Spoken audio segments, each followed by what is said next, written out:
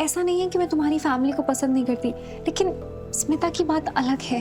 दिव्या भाभी, मैं जानती हूँ और आप चिंता मत कीजिए, मैं स्मिता को होली में क्या कोई भी फंक्शन में नहीं बुलाऊंगी।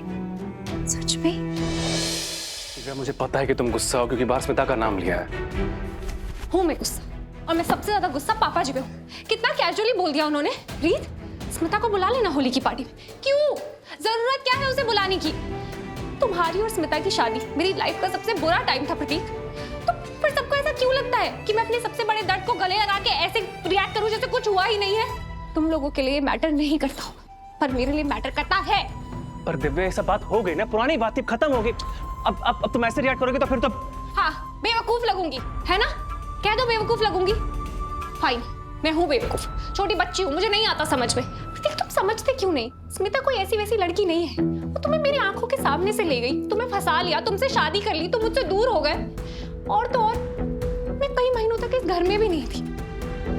और तुम्हें लगता है मैं काम डाउन हो जाऊं, कुछ ना बोलूं? कभी नहीं। उस लड़की का तो नाम सुन के मेरा खून खौलता है। दिव्या, तुम्हें मुझ पे भरोसा नहीं है क्या? तुम्हें भी लगता है कि मैं उस...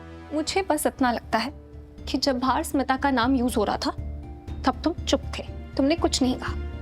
एक लाइन बोल सकते थे ना कि स्मिता इस घर में नहीं आएगी, बात खत्म हो जाती। लेकिन तुमने नहीं कहा। भूलो मत प्रतीक, स्मिता कोई नॉर्मल गेस्ट नहीं है, वो मेरी सौतन रह चुकी है, तुमसे शादी की थी उसने। ठीक है, ठीक है, ठीक है, ठीक है, प्लीज काम डाउन, मैं कुछ करूंगा, ठीक है? तुम्हें कुछ करना भी चाहिए, वरना मैं तुम्हें वार्निंग दे रही हूँ। अगर स्मिता होली की पार्टी में आई तो यहाँ वो तमाशा होगा जो किसी ने देखा नहीं होगा। तो कुछ करो।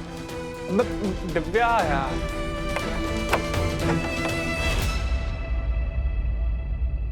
जी दिव्या भाभी सॉरी, वो मैं यहाँ से जा रही थी तो मैंने आपकी और प्रतीक की बातें सुन ली। वो रीत, देखो ऐसा नहीं है कि मैं तुम्हारी फैमिली को पसंद नहीं करती, लेकिन स्मिता की बात अलग है। दिव्या भाभी, मैं जानती हूँ और आप चिंता मत कीजिए, मैं स्मिता को होली में क्या कोई भी फंक्शन में नहीं बुलाऊंगी। सच में?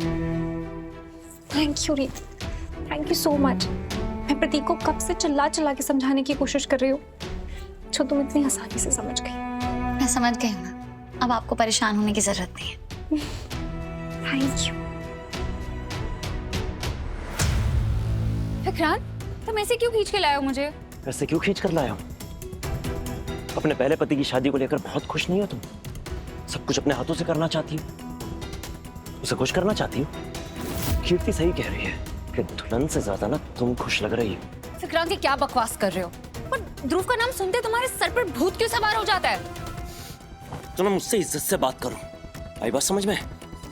और अपने पहले पति का नाम ना इतने आराम से मत लो। विक्रांत, मैं कीर्ति की शादी को लेके खुश हूँ, और अगर ननद की शादी में भाभियां खुश नहीं होगी तो कौन होगा? और मैं कीर्ति की शादी के लिए इसलिए एक्साइटमेंट दिखा रही हूँ ताकि मम्मी जी को ना लगे जैसे रीत भाभी शादी के खिलाफ थी, मैं भी हूँ, ताकि उन्हें बुरा ना लगे। माँ को ना मैं संभाल लूंगा, उनकी चिंता मत करो। और ये मेरा आखिरी फैसला है, और ये तुम्हें मानना होगा। तुम्हें शादी में नहीं जाओगे। विक्रांत, ये क्या कह रहे हो? मैं सब लोगों को क्या कहूंगी कि मैं शादी में क्यों नहीं आई?